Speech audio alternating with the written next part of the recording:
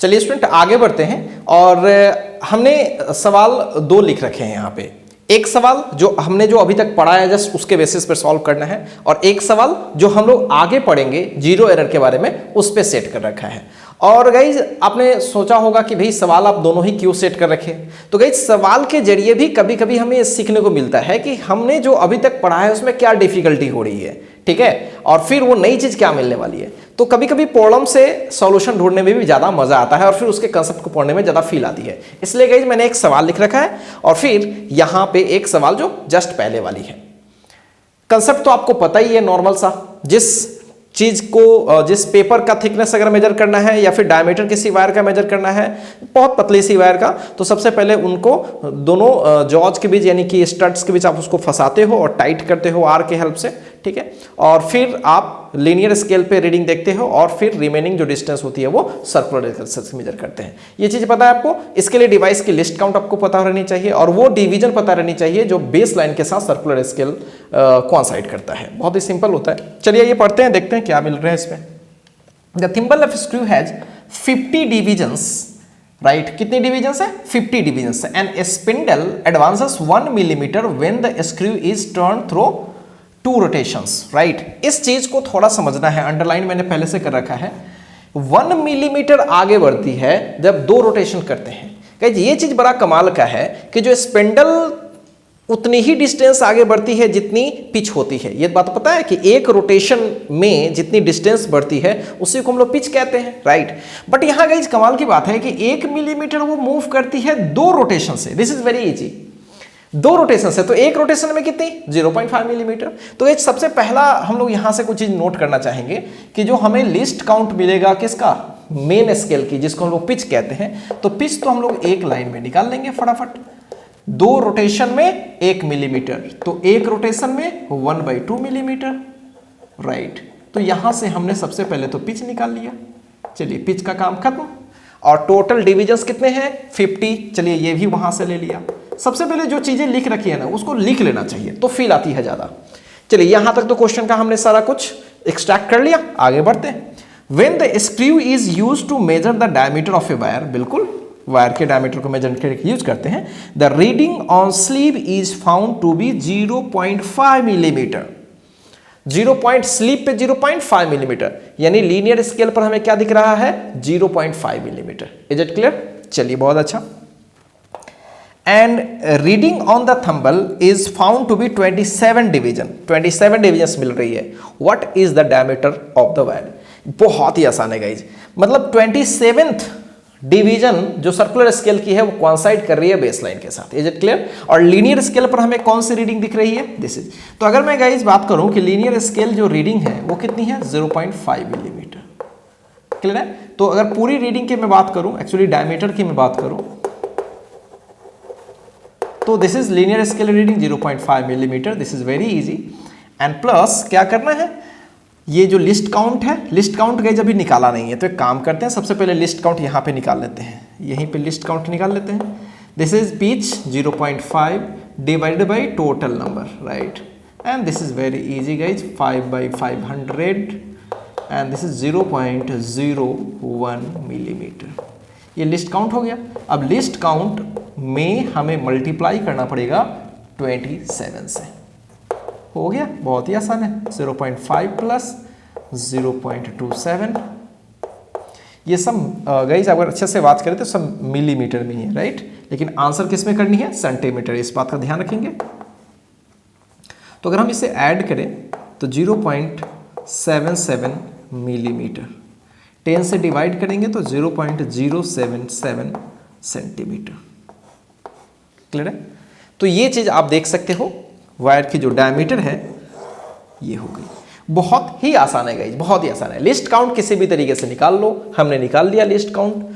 Pitch divided by number of division, और diameter निकालने के लिए लीनियर स्केल की रीडिंग को, स्लीव की रीडिंग को देखना पड़ेगा 0.5 millimetre, and list count into वो डिवीजन जो सर्कुलर स्केल की कोइंसाइड कर रही है बेस लाइन के साथ, एंड वो कौन सी है? 27 जस्ट मैच कर रही है। So this is very easy. 0.01 into 27 multiply किए 0.27 आ जाएगा, राइट।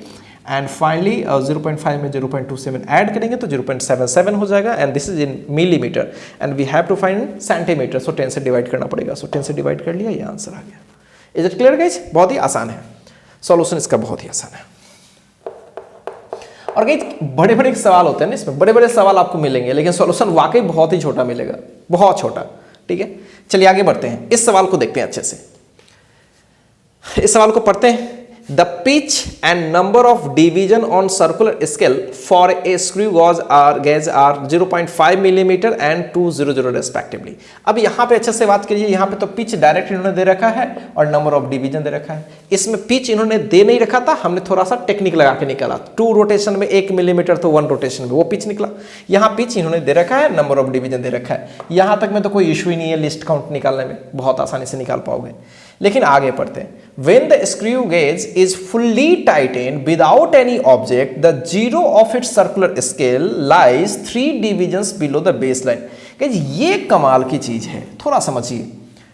जब टाइटन कंप्लीट करते हैं, there is no any object between studs, stud यानी जॉज के बीच कोई अगर ऑब्जेक्ट नहीं है, तो आपको पता है कि बेस लाइन की जीरो, बेस लाइन और उसकी जीरो सामने सामने ऐसे लड़नी चाहिए थी, ऐसे लड़नी चाहिए थी।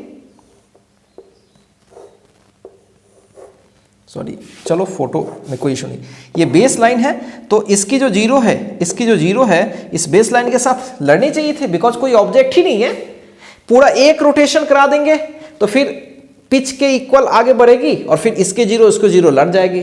फिर पूरा लड़ा देंगे, समझ रहे हो मेरी बात? तब कोई ऑब्जेक्ट ही नहीं है, तो इसके जीरो उसके जीरो लड़ रही होगी, नेचुरली लड़ रही होगी। लेकिन प्रॉब्लम यह है इस डिवाइस में कि जब हम कोई ऑब्जेक्ट यहां पे स्टड के बीच नहीं रखे हुए थे, स्टड के बीच कोई ऑब्जेक्ट नहीं था, तो इसकी जीरो बेस लाइन से नहीं लड़ रही है। इनफैक्ट वो 3 डिवीजन पे दिख रही है, वो बेस लाइन के साथ 3 डिवीजन, और किधर दिख रही है? Below the base line, base line से नीचे दिख रही है। बेस लाइन जो है इससे नीचे दिख रही है, ऐसे 3 डिवीजन नीचे दिख रही है, 1 2 3, इस तरह से, समझ पा रहे हो? तो इस तरह से वो नीचे दिख रही है भाई। तो प्रॉब्लम ये हुआ कि ये डिवाइस तो फॉल्टी हो गया, बिल्कुल फॉल्टी में, कोई भी ऑब्जेक्ट नहीं है, पर फिर भी सर्कुलर स्केल की कुछ ना कुछ रीडिंग आ रही है। आपको पता है कि अगर 3 डिवीजन आ रही है तो 3 इंटू लिस्ट काउंट करते हैं, तो सर्कुलर स्केल की वो रीडिंग छोटी सी जो डिस्टेंस होती है। लेकिन प्रॉब्लम यह है कि कोई ऑब्जेक्ट ही नहीं है, फिर भी इसका जीरो लड़ नहीं है। इसका मतलब सर्कुलर स्केल कुछ ना कुछ रीडिंग दे रहा है। लीनियर स्केल पे तो जीरो रीडिंग है, कोई ऑब्जेक्ट नहीं है तो जीरो मान के चलेंगे। जीरो प्लस सम जितना वो कॉन्साइड कर रही है 3 इंटू लिस्ट काउंट, ये सब तो आ गया। इसका मतलब बिना ऑब्जेक्ट के ही इसमें रीडिंग आ रही है। कमाल हो गया भाई, यानी डिवाइस में कुछ ना कुछ गड़बड़ी है, डिवाइस में कुछ ना कुछ गड़बड़ी है। तो गाइस इस गड़बड़ी को हम लोग ठीक करेंगे, इस बात को हमेशा दिमाग में रखेंगे। इसी गड़बड़ी को हम लोग बोलते हैं जीरो एरर, राइट? यानी जब कोई ऑब्जेक्ट स्टड्स के बीच हम नहीं लगा रखते हैं, फिर भी जीरो जो होती है सर्कुलर स्केल की, वो मेन स्केल की बेस लाइन जो होती है उससे टैली नहीं करती है, मैच नहीं करती है। या तो वो ऊपर होती है या फिर नीचे होती है। इसके बेसिस पर गाइस इसमें भी जीरो एरर आता है। जस्ट वर्नियर कैलिपर्स में आपने देखा था, वर्नियर स्केल की और मेन स्केल की जीरो अगर कोइंसाइड नहीं कर रही है, जब कोई ऑब्जेक्ट नहीं रख रहे हैं फिर भी जॉज के बीच, तो उस केस में भी जीरो या तो लेफ्ट लाई करती थी या राइट लाई करती थी। अब यहां पे चूंकि ये सर्कुलर स्केल ऐसे रोटेट कर रहे हो, तो बेस लाइन के साथ इस सर्कुलर स्केल की जीरो या तो ऊपर रहेगी या नीचे आ जाएगी, राइट? तो देखते हैं गाइस कैसे इसमें जीरो एरर होता है और इसको कैसे हम लोग रिड्यूस करेंगे, और फिर इस सवाल को कैसे सॉर्ट आउट करेंगे। ठीक है, इस सवाल को मैं मिटाऊंगा नहीं, रहने देता हूं, और मैं अभी यहां पे जीरो एरर का कांसेप्ट आपको सिखाता हूं क्या होता है। पहले इसको कॉपी कीजिए, फिर मैं आपको सिखाता हूं। तो चलिए स्टूडेंट आगे बढ़ते हैं, और अब हम लोग पढ़ने वाले हैं जीरो एरर स्क्रू गेज में कैसे आती है, राइट? और उसका आइडिया तो इस क्वेश्चन के हेल्प से आपको समझ में आ ही रहा है। तो जीरो एरर का मतलब एरर जीरो नहीं है, मतलब जीरो रेफरेंस लाइन और जो हमारा या उसको बेस लाइन भी कहते हैं, रेफरेंस लाइन या बेस लाइन के साथ अगर सर्कुलर स्केल की जीरो कोइंसाइड नहीं कर रही है, तो हम कहते हैं कि हमारे डिवाइस में एरर है।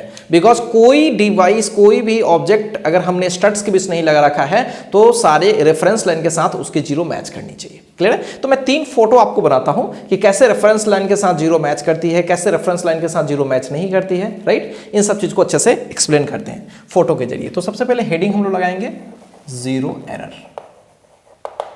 तो ये कब आती है? This error arises when zero of circular scale does not coincide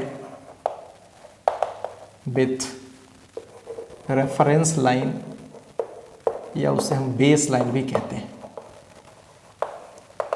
when no objects is placed between A and B, जो फोटो A और B था, मतलब स्टार्ट्स कह सकते हो। स्टार्ट्स के बीच अगर आपने कोई भी ऑब्जेक्ट नहीं रखा है तब तब उसके जीरो और रेफरेंस लाइन मैच नहीं करी, तभी जीरो एरर आती है। अब 3 कंडीशंस आपको समझाता हूं मैं, काफ़ी बेटर तरीके से समझ में आएगा आपको ये चीज़। अब ये रेफरेंस लाइन है, राइट, कोई ऑब्जेक्ट नहीं लगा रखा है गाइज, कोई ऑब्जेक्ट नहीं लगा रखा है, राइट, कोई ऑब्जेक्ट नहीं लगा रखा है, तो इसकी जीरो ना, इसकी जीरो रेफरेंस लाइन पे ही है। Just feel it, actual life में तो समझते हो ये सब कुछ ऐसा है। जीरो टोटल मान लीजिए 50 डिविजन्स है, राइट, 50 डिविजन्स है, तो 50 ऊपर होगा या नीचे होगा, सोचिए 50 ऊपर होगा या नीचे होगा। अब जीरो से पहले 1 हो सकती है, राइट, ठीक है, अब ये 1 भी हो सकती है, राइट, 0 1 2 3 एंड दिस इज मान लो 50, राइट, ऐसे क्लियर है। तो इसको हम ऐसे कर देते हैं,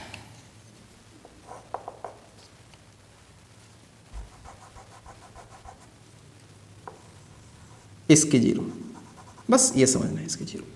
तो यहां पे देख सकते हो ये रेफरेंस लाइन है, बेस लाइन है, राइट, बेस लाइन है, बेस लाइन के साथ इसकी जीरो मैच कर रही है। ऐसी भी कभी कभी सिचुएशन होती है कि बेस लाइन की जीरो ना, बेस लाइन तो फिक्स्ड ही है, राइट। अब सर्कुलर स्केल की मैं बात करता हूं तो इसकी जीरोज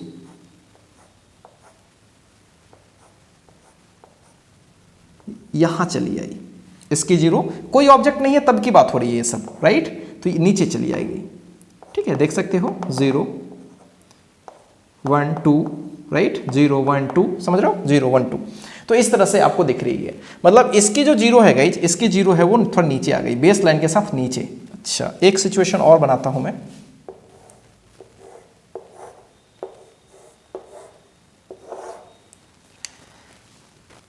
बेस लाइन ये है,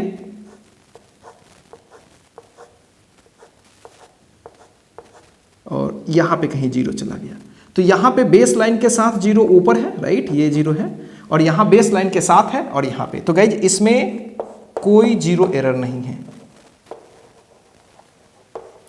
इसमें पार कर गई। मतलब ध्यान से देखना, यहां पे हम इसे ऐसे रोटेट करते हैं ना गाइज, सर्कुलर स्केल के बारे में तो आइडिया है ही आपको, जब हम इसे ऐसे रोटेट करते हैं एंटी क्लॉकवाइज, कैसे रोटेट करते हैं, एंटी क्लॉकवाइज, क्लियर है, क्योंकि पहले कोई ऑब्जेक्ट नहीं होती है तो सिंपल सिचुएशन ये होती है, ठीक है, तो हम ऐसे रोटेट करते हैं, ऐसे, इसका मतलब कोई ऑब्जेक्ट नहीं है, कोई ऑब्जेक्ट नहीं है, तब तक ये रोटेट हो करके और भी आ गई, मतलब उसको टाइट जब मैंने किया गाइज, मतलब जब हमने उसको कंप्लीट टाइट कर दिया तब भी इसकी जीरो पीछे ही रह गई, तब भी इसकी जीरो पीछे ही रह गई, और यहां पे कंप्लीट टाइट किया तो इसकी जीरो बेस में ना रख करके, नीचे ना रख करके और ऊपर चली गई, क्या हो गई, और ऊपर चली गई।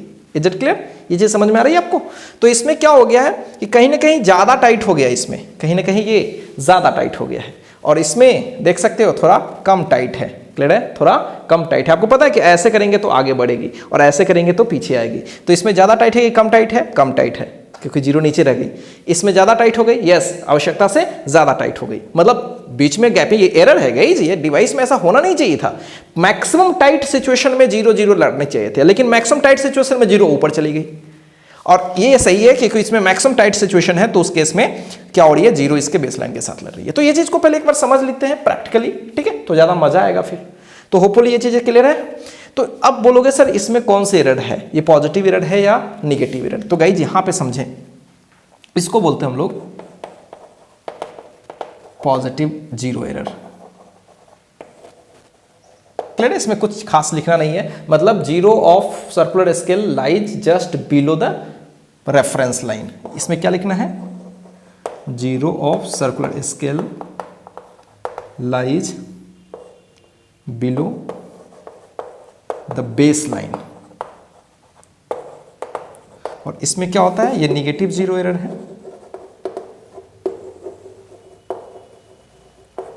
इसमें क्या होगी, zero of circular scale lies above the base line, right. अब गाइज आप अपने अकल से सोचो अच्छे से कि किस वाले में हमें कम मेजरमेंट मिलेगी और किस वाले में हमें ज्यादा मेजरमेंट मिलेगी। और इस वाले में तो एग्जैक्ट मेजरमेंट मिलेगी, ठीक। अब सोचो गाइज, इसमें अगर अच्छे से वॉच करोगे, ठीक है, तो हम लोग तो एक्चुअली रोटेट एंटी क्लॉकवाइज करा रहे होते हैं, ठीक है, एंटी क्लॉकवाइज रोटेट करा रहे होते हैं, राइट, ढीला करते हैं। अब गाइज इसमें जब हम मेजरमेंट लेंगे तो पहले से ही इसमें रीडिंग दिखाई दे रही है। इसमें क्या हो रही है, पहले से ही रीडिंग दिखाई दे रही है, कुछ ना कुछ, बिल्कुल वन पार्ट, दो पार्ट, यानी 0 1 2 दूसरा पार्ट जो भी हो, तो पहले से सर्कुलर स्केल की रीडिंग दिखाई दे रही है। कोई ऑब्जेक्ट नहीं है तब तक इसमें रीडिंग आ गई। Is it clear? अच्छा, इसमें देखिए तो गाइज, इसमें भी वही कहानी है, कुछ इसमें भी वही कहानी है। इसमें भी पहले से ही रीडिंग आ गई। लेकिन अब मेरे को बताइए, इसमें पहले से रीडिंग जो आ रही है, अब सोचिए, रोटेट तो कराना है मेरे को, कैसे, एंटी क्लॉकवाइज। सोचिए, रोटेट तो एंटी क्लॉकवाइज कराना है। रोटेट कैसे कराना है, एंटी क्लॉकवाइज कराना है। Is it clear? अगर मैं क्लॉकवाइज रोटेट कराऊंगा तो ये पूरा क्या होगा, और अंदर में जाएगा। तो अगर मैं किसी ऑब्जेक्ट को डालूंगा तो मेरे को एंटी क्लॉकवाइज रोटेट कराना है, एंटी क्लॉकवाइज रोटेट करना है, ठीक है। जब कोई ऑब्जेक्ट नहीं होती है गाइस, कोई ऑब्जेक्ट नहीं होती है, तो जैसे एंटी क्लॉकवाइज करेंगे तो ये वाला पार्ट यहाँ, ये वाला पार्ट ऐसे रोटेट करेगा।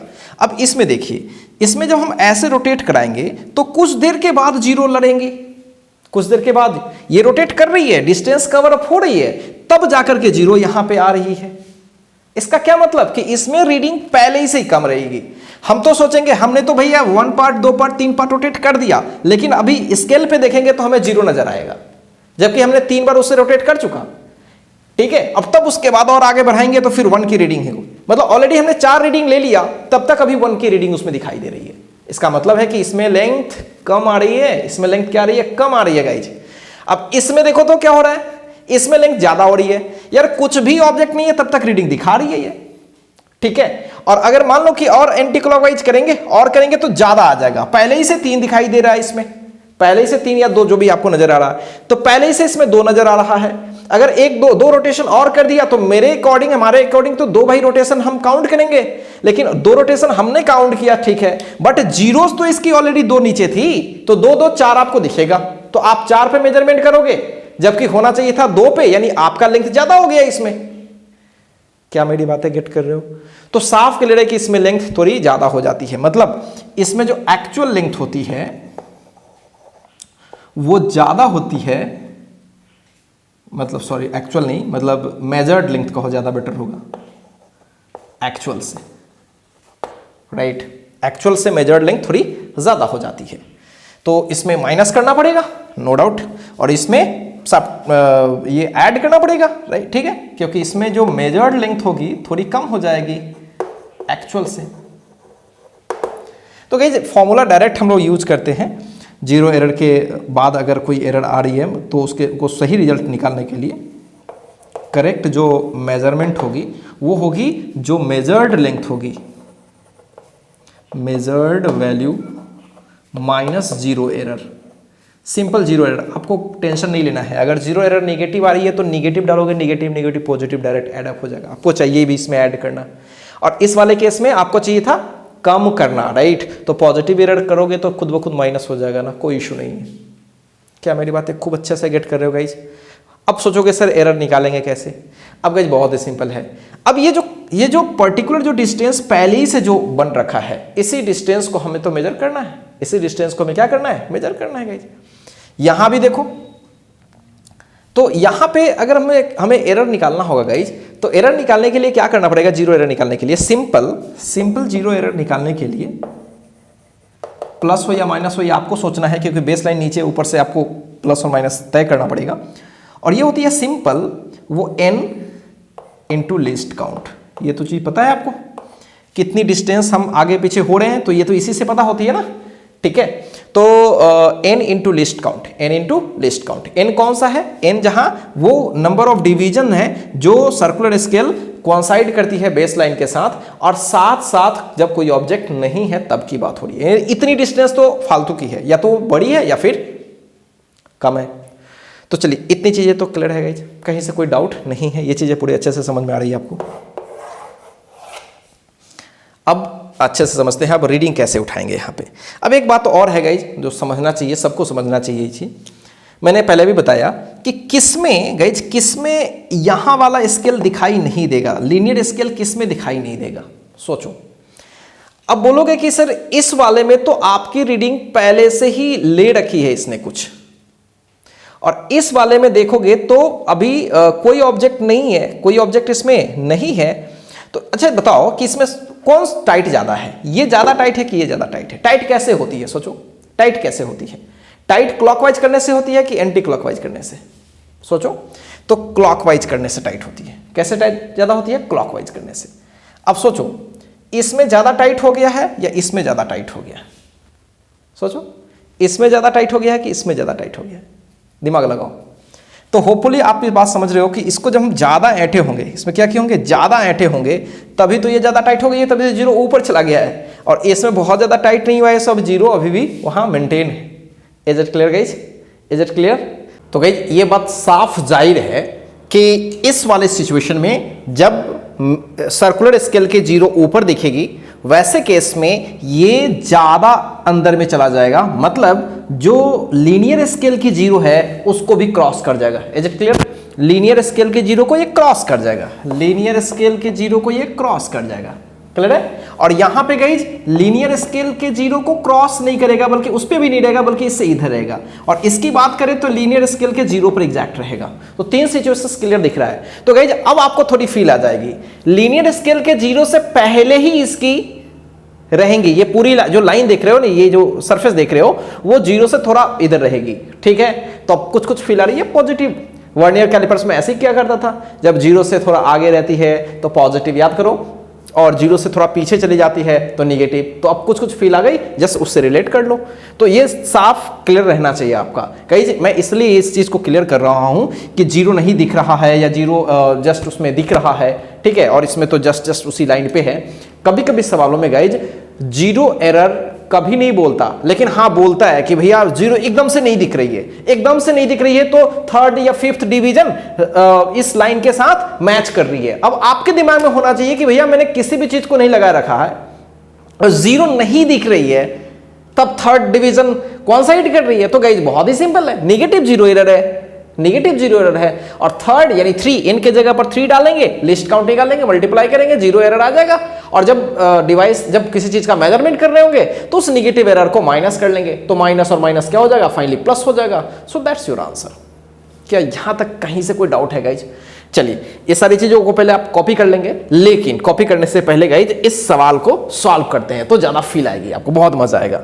चलिए देखते हैं इस सवाल को, पहले पढ़ते हैं। हालांकि ऑलरेडी हमने पढ़ रखा है, फिर दोबारा करते हैं। The pitch and the number of division on circular scale for a screw gauge is 0.5 millimetre and 200 respectively. मतलब ये क्या है गाइज, पिच है, और ये क्या है, नंबर ऑफ डिवीजन। तो गाइज इस छोटे से इंफॉर्मेशन से सबसे पहले लिस्ट काउंट तो निकाल ही सकते हैं। तो चलिए मैं लिस्ट काउंट पहले निकाल लेता हूं, ज्यादा बेटर होगा। और ये क्या होता है, pitch by number of division, right. And pitch तो अभी दिख रहा है वहां पे, that is 0.5 millimeter and number of division is 200। तो गाइस 2000 हो जाएगा, राइट। सो फाइनली क्या हो रहा है, यहां पे ध्यान से देखिए, दिस इज 2.5 इंटू 10 की पावर -3। ये रहा अपना least count and there is ये मिलीमीटर। ठीक है गाइस, ये मिलीमीटर में है, जैसा कि यहां मिलीमीटर है तो सब कुछ मिलीमीटर में है। Is it clear guys? बहुत ही सिंपल है ये चीज। चाहे तो आप इसको डेसिमल में भी ले सकते हैं, 0.0025, राइट। यही हो जाएगा इसका। अब चलिए आगे बढ़ते हैं, आगे बढ़ते हैं गाइज, और इसमें देखते हैं क्या लिखा गया है।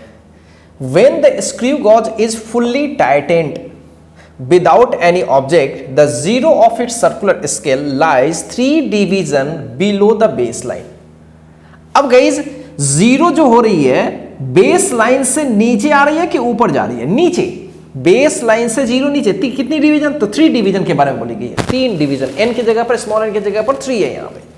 तो सबसे पहली बात कि कौन सी जीरो एरर होने वाली है? Positive zero error, and that is what? That is n times of list count, और ये 3 इंटू 0.0025, राइट, 0.0075, इतनी एरर, जीरो एरर आने वाली है।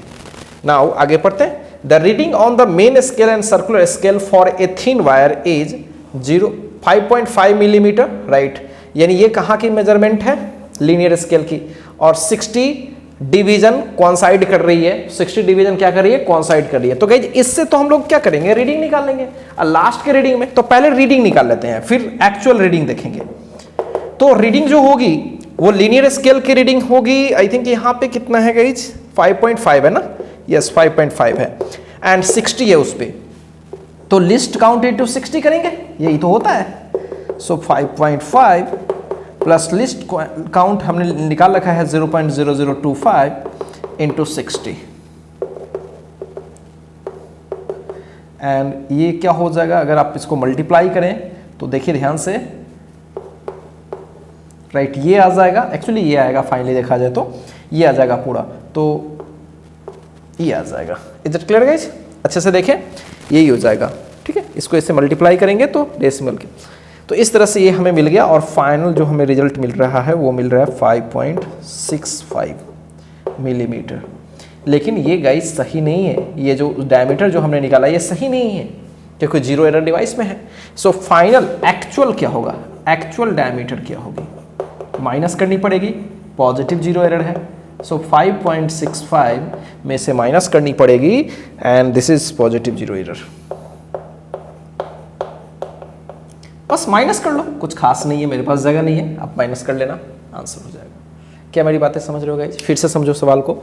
पिच दे रखा था, यहाँ पे पिच दे रखा था, नंबर ऑफ डिवीजन दे रखा था। थोड़ा बड़ा डिवीजन मैंने जानबूझ के ले लिया है, यहाँ पे जनरली 100-50 रहता है, कोई इशू नहीं है। तो पिच में n से डिवाइड कर लिया 0.5/200 एंड 5/2000। आप देख सकते हो 2.5 इंटू 10 की पावर -3 मतलब 1000 से डिवाइड करेंगे तो 0.0025 आ जाएगा। इतनी मिलीमीटर की लिस्ट काउंट आ गई डिवाइस की, ध्यान रहे डिवाइस की। एंड पॉजिटिव जीरो एरर कैसे निकालते हैं हमने आपको बता रखा है। जब कोई भी डिवाइस नहीं है तो जो डिविजन्स कॉन्साइड करेगी उस पर कंसंट्रेट करेंगे, और सवाल में यहाँ मेंशन है कि third division just considering with the reference line या base line. So we have small n is equal to 3 and list count is already determined here, and 3 times of 0.0025 multiply करेंगे 0075 millimetre. इतनी आ गई zero error, positive zero error, because reference line से zero इसकी नीचे है। Just वो बोला case देखो, रेफरेंस लाइन से जिसकी जीरो नीचे है। Is it clear? अब गई समझते हैं इस चीज को। रीडिंग कैसे लेना है? तो मेन स्केल की रीडिंग देखनी है, यानी लीनियर स्केल की रीडिंग देखनी है, प्लस n मतलब कि जो नंबर सर्कुलर स्केल पे दिख रही है इनटू सिंपल लिस्ट काउंट। सो 5.5 plus 60 into list count, 5.5 plus 60 into list count. List count तो ऑलरेडी निकाल के रखा है, मल्टीप्लाई किया, और आई थिंक मल्टीप्लाई हमने सही किया है। 25 6 जा 150 एंड एक जीरो बढ़ा दिया मैंने, ये हो गया डेसिमल के बाद 4, तो सही है ये फर्स्ट क्लास 0.15। सो गाइस इसमें ऐड कर लिया तो 5.65 मिलीमीटर आ गया ये length. But since device has some zero error, positive zero error, so our answer is slightly more, right? तो क्या करना चाहिए? इसमें से माइनस करनी चाहिए। एक्चुअली जीरो एरर को तो डायरेक्ट माइनस करते हैं, अगर नेगेटिव होती है तो ऐड हो जाती है, no doubt. So direct minus हो गया, और फाइनली जो भी आंसर आ जाए आप चाहो तो माइनस कर सकते हो, कुछ खास है नहीं। चलिए 2 जीरो इस पर लगा देते हैं, तो ये हो जाएगा 25 एंड दिस 4 6 this, तो 5.6425 millimetre. Is it clear guys? तो आसान है, बस इसको समझने की जरूरत है। चलिए गाइज पहले आप इसको कॉपी कीजिए। चलिए गाइज आगे बढ़ते हैं, और आगे हमने 2 सवाल सेट कर रखा है। थोड़ा लंबा आपको दिखेगा, बट सवाल लंबा नहीं है गाइज। सवाल की जो कंसेप्ट्स है बहुत ही आसान होती है। क्योंकि जितनी ज़्यादा लैंग्वेज होती है ना गाइज, जितनी ज़्यादा क्लियर करने की कोशिश करी जाती है उतना क्वेश्चन लंबा दिखता है। बट समझ लो जितना लंबा दिखेगा समझो सवाल उतना ही ईजी है, बिकॉज उसने बहुत ज़्यादा क्लियर करने की कोशिश करी है। और इस सवाल में गाइज बिल्कुल कुछ नहीं दिख रहा है, बस दो फोटो जेई 2K5 का क्वेश्चन है। जेई में ऐसे क्वेश्चन दे रखा था, इसको भी हम एक्सप्लेन करेंगे गाइज। लेकिन सबसे पहले हमें क्या करना चाहिए, सबसे पहले हमें गाइज इस सवाल को डिस्कस करना चाहिए। चलिए देखते हैं कैसे स्क्रू गेज पे जिसमें जीरो एरर होती है कैसे सवाल हम लोग बनाने की कोशिश करते हैं। तो आइए देखते हैं। अगर फर्स्ट क्वेश्चन को अच्छे से पढ़े तो ए screw gauge with pitch of 0.5 millimetre, इसमें पिच दे रखा है 0.5 millimetre and circular scale with 50 divisions. अब गाइज फर्स्ट इंफॉर्मेशन से तो लिस्ट काउंट निकाल लेते हैं, ठीक है। चलिए अभी सॉल्यूशन नहीं करते हैं, डायरेक्ट अभी सबसे पहले इसका लिस्ट काउंट पहले निकाल लेते हैं। And that is pitch divided by number of division, right? So this is 5 by 500. So finally 1 by 100, so 0.01, right?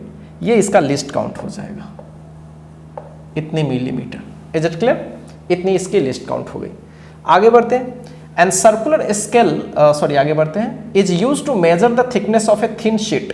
Before starting the measurement it is found that when two jaws of the screw gauge are brought in contact, the 45th division coincides with the main scale line. Main है ये 45th division main scale के साथ coincide करती है। जब कोई कुछ भी नहीं है तब। अब गई यहां बड़ा कंफ्यूजन है, बहुत बड़ा कंफ्यूजन है कि 45th डिवीजन अगर कुछ भी हम ना रखें, अगर हम कुछ भी ना रखें तब तो जीरो जनरली क्या होती है, अगर जीरो एरर ना हो तो जीरो के साथ मैच करती है, राइट। जीरो इसके जीरो के साथ, इस रेफरेंस लाइन के साथ इसकी जीरो मैच करती है। अब 45th डिवीजन मैच करने का क्या मतलब हुआ कि इसको 45 बढ़ना चाहे हैं या फिर टोटल डिवीजन कितना है 50। तो 50 डिवीजन है तो 45 पर वो दिख रहा है, यहां 45 पर दिख रहा है।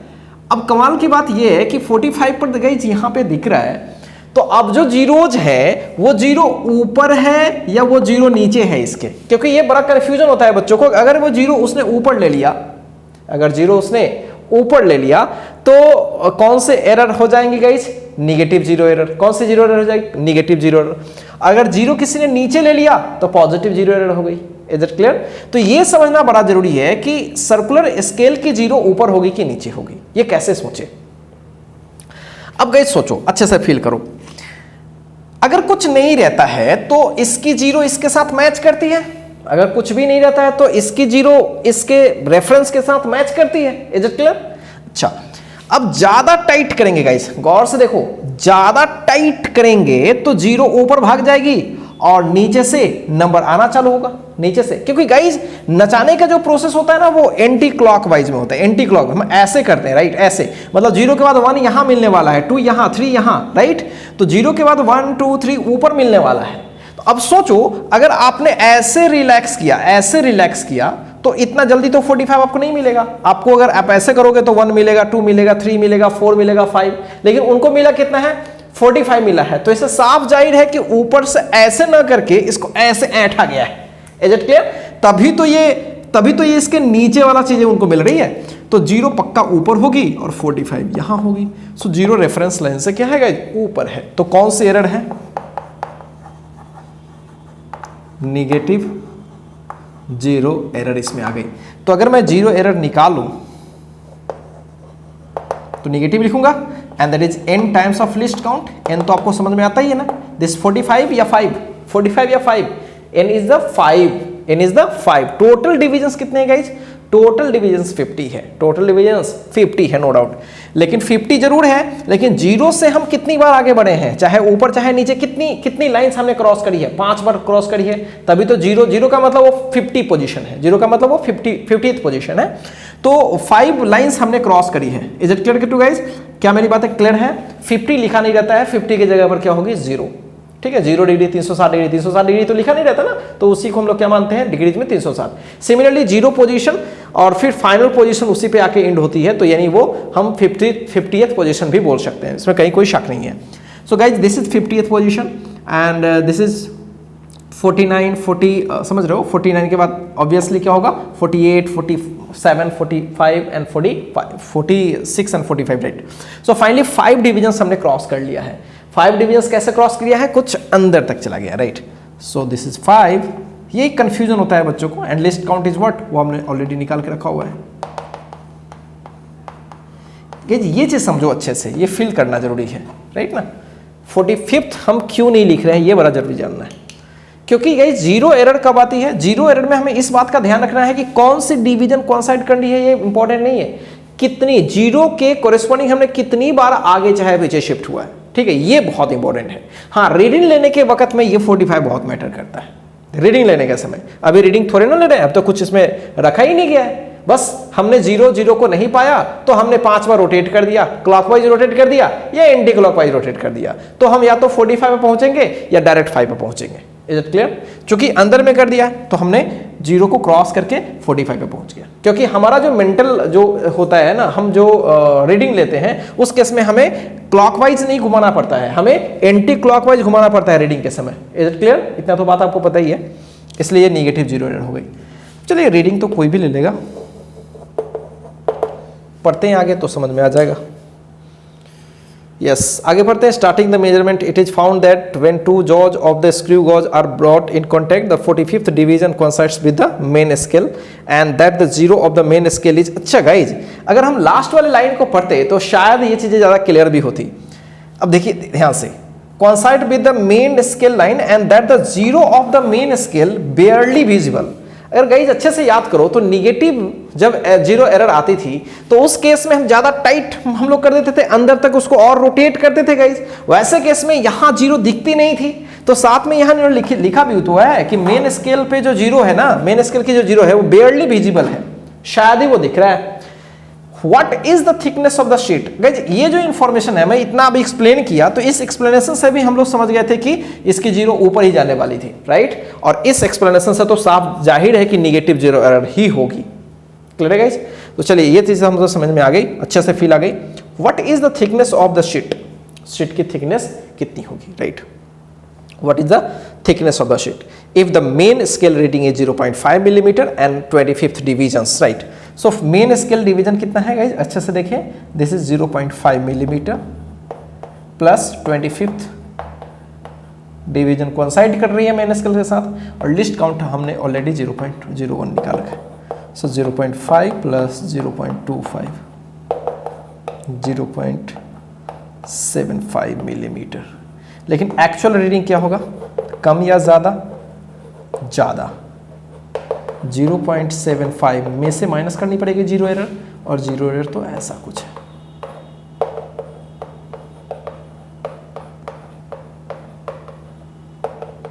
(0.80 मिलीमीटर। तो ये आंसर हो जाएगा। Is it clear guys? बहुत ही आसान सवाल है। अब गाइज ये सवाल देखते हैं जेई का, जे एडवांस का सवाल है 2K5 में। अब इस सवाल में क्या था, एक बार अच्छे से देखिए। सवाल बस इतनी ही सेट थी, उसमें लिखा गया था the circular scale of screw gauge has 50 divisions and pitch is 0.5। Guys इस इंफॉर्मेशन से तो लिस्ट काउंट पहले निकाल लेते हैं, फिर बाद में क्वेश्चन पढ़ेंगे, तो फिर आगे देखते हैं। जस्ट अभी जो सवाल किया लगभग वही है बिल्कुल, तो इसकी भी 0.01 मिलीमीटर आ जाएंगे। Is it clear? अब गाइस आगे बढ़ते हैं। इसमें थोड़ी सी गैपिंग देकर फोटो दिखाई गई थी, और यहाँ पे 0 इंडिकेटेड थी और यहाँ पे 5 इंडिकेटेड थी। मतलब अगर थोड़ी सी गैपिंग में एकदम से माइनर गैपिंग रखा हुआ हो तो 5 यहाँ पे है, यहाँ पे क्या है, 5 है। मतलब इस गैपिंग की लेंथ की मैं बात करूं गाइज, इस गैपिंग के लेंथ की बात करूं तो वो कितनी होने वाली है, वो होने वाली है यहाँ पे रीडिंग 0 और यहाँ पे 5। तो गाइज अगर अच्छे से बात करें, फर्स्ट फोटो की मैं बात करूं, फर्स्ट फोटो मैं यहीं पे बना देता हूं। तो फर्स्ट फोटो में ये जो गैपिंग है, अगर गैपिंग को मैं थोड़ी देर के लिए x मान लूं तो ये गैपिंग कितनी होने वाली है, तो 0, ये 0 है यहाँ, plus 5 into, right, 5 into list count यानी 0.01, सो 0.05, ये गैपिंग इतनी है। अब क्या किया गया, अब एक ऑब्जेक्ट को डाला गया, अच्छे से बात करें, ऑब्जेक्ट को डाला गया, इसके बाद ही डाल दिया गया, इसके बाद ही डाल दिया गया, ठीक है गाइस, इसके बाद ही डाल दिया गया। तो अब इस ऑब्जेक्ट का रीडिंग अगर हम देखें तो यहाँ पे 2 दिख रहा है, क्या दिख रहा है गाइस, 2 दिख रहा है। तो यहां पे 2 दिख रहा है, तो अभी इसकी जो रीडिंग देखेंगे, अभी जो इसकी रीडिंग देखेंगे तो वो क्या मिलने वाली है, 2 प्लस 0.5 सॉरी 25 है ना, 25 इंटू 0.01। अब गाइस ये कमाल की बात ये है कि ये 2 दिख रहा है, ये 2 यूनिट्स दिख रहे हैं, लेकिन सोचिए इसमें एक चीज और बड़ी कमाल की है, पिच इसकी कितनी है 0.5 मिलीमीटर, पिच कितनी है 0.5 मिलीमीटर। तो गाइस एक गैपिंग जब हम पार करेंगे तो 0.5, तो 2 गैपिंग पार कर रहे हैं तो 0.5 इंटू 2। तो गाइस यहां पे 2 नहीं होगा डायरेक्ट, 2 मिलीमीटर थोड़े ना होगा, एक घर की 0.5 मिलीमीटर है तो 2 घर की कितनी, so this is 2 into 0.5, right. So guys ये हो गया आपका टोटल 1 प्लस 0.25, सो फाइनली 1.25। लेकिन ये कब का गाइज, ये गैपिंग प्लस दिस, गैपिंग उसमें इन्वॉल्व है, मतलब इसमें ऐसा बोला गया था कि सिस्टम ऐसे है, इसमें गैपिंग ऑलरेडी था, ठीक है। इसमें अगर फोटो में अच्छे से बात करते तो यहां पे गैपिंग था, तो गैपिंग के साथ हो सकता है इस डिवाइस की ये प्रॉब्लम रही होगी, गैपिंग रह गया हो सकता है ये चीज। क्या मेरी बात है गेट कर रहे हो गाइज? इस डिवाइस की प्रॉब्लम ये रही हो कि हम कुछ भी टाइट सिचुएशन कर ले फिर भी यहां गैपिंग रह गई हो, ये डिवाइस की प्रॉब्लम है, मान लो कि 0 एरर है, इज इट क्लियर। लेकिन इस केस में गाइज हमने कुछ ऑब्जेक्ट को लगाया तो हमें 25 दिख रहा है, लेकिन आपको पता है कि इस ऑब्जेक्ट को हटा देंगे, कंप्लीटली टाइट सिचुएशन में रखेंगे तब भी गैपिंग रह जाएगी, जो कि पहले इंफॉर्मेशन से हमें दिख रही थी। अब गाइज आप मेरे को बताओ 1.25 मिलीमीटर जो आ रही है ये गैपिंग के साथ है, बोलोगे हाँ। क्या गैपिंग को हटाना जरूरी है? बिल्कुल। और गैपिंग की रीडिंग कितनी आई है 0.05, गैपिंग की रीडिंग कितनी आई 0.05। तो एक्चुअल रीडिंग क्या होगी? अगर मैं एक्चुअल रीडिंग की बात करूं सो 1.25 होती, लेकिन गैपिंग चूंकि इसमें मेंटेन्ड है बिकॉज इसमें कुछ एरर है, क्योंकि टाइट सिचुएशन में भी कुछ गैपिंग आ रही है। सो गाइस ये कितने होने वाला है, इसको हटाना जरूरी है क्योंकि वो एक्स्ट्रा डिस्टेंस हमें दिखाई दे रहा है, एंड दैट इज व्हाट